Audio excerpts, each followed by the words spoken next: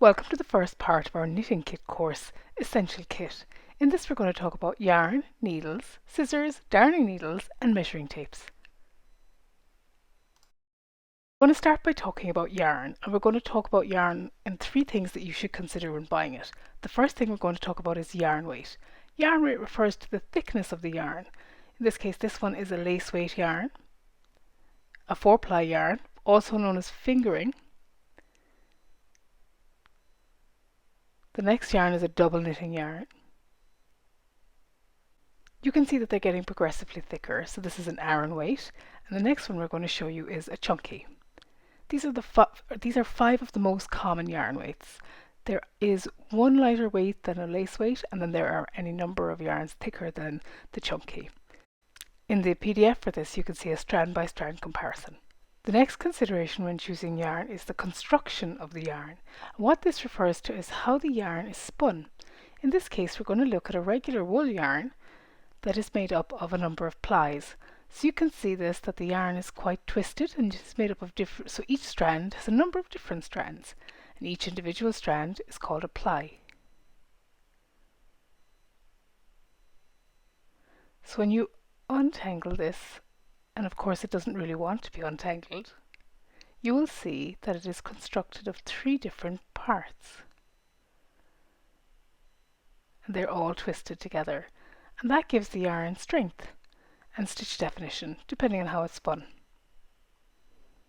So the next yarn that we're going to look at is a lace weight yarn, which is also spun with a twist, and it is made up of 2 strands of yarn. And again, this doesn't like to be picked apart either. But as you can see, once you can get it apart, it's constructed of 2 separate strands.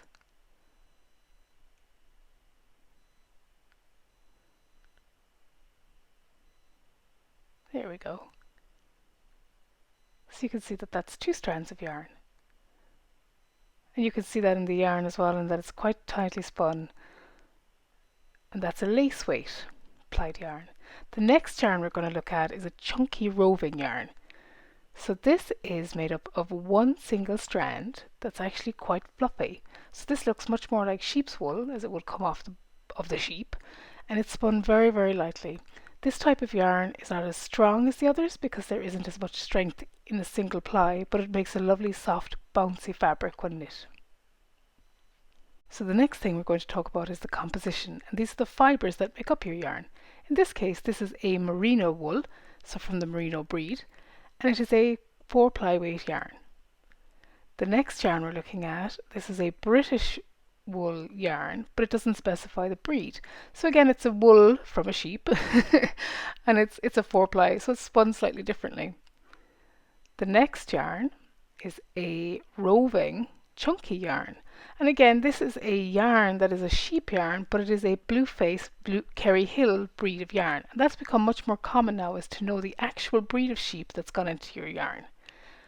In the case of the next yarn, this is a Shetland Islands yarn, so the croft yarn has been spun with yarn sourced from the Shetland Islands. And that's the case with a lot of wools now, is that you will know where they have originated as well. So wool isn't the only animal fibre that goes into making up different yarns. So in this one, this is a yak silk wool mix. The next is an alpaca cashmere silk mix. This is a yak wool nylon blend. This is also an alpaca silk cashmere yarn, just in a lace weight. And the final yarn is a llama wool and a Donegal nep, which I think is a man-made fibre. So all of these yarns have their own different characteristics. They'll all knit up in different ways. So within your different weights and within your different constructions, you obviously have the different fibres as well.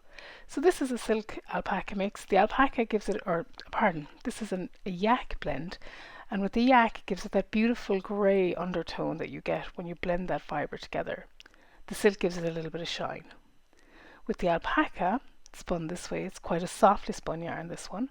You get a lovely soft plump feeling to it the way it's been spun.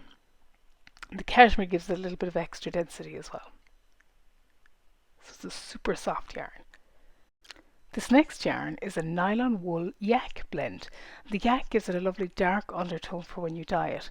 It also gives it a really nice softness that you're not expecting, but it doesn't have any wool halo on it, which makes it a really beautiful yarn for socks and for garments. This is the same blend as the double knitting, but it is a lace weight version of that yarn.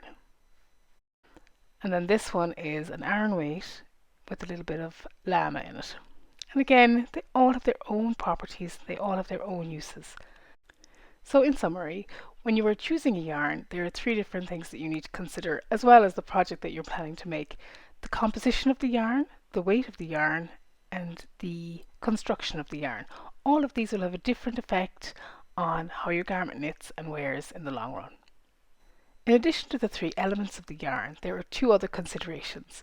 One of them is the weight of the ball of yarn that you're buying, and comes in any number of different size balls or skeins of yarn. So you have 25 grams, 50 grams, 100 grams, all the way up to big 400-gram balls of yarn, and you can also buy it in cones. The next thing to consider is whether or not your yarn is ready to use. And I'm covering this because it's a question that comes up more often than I would have thought.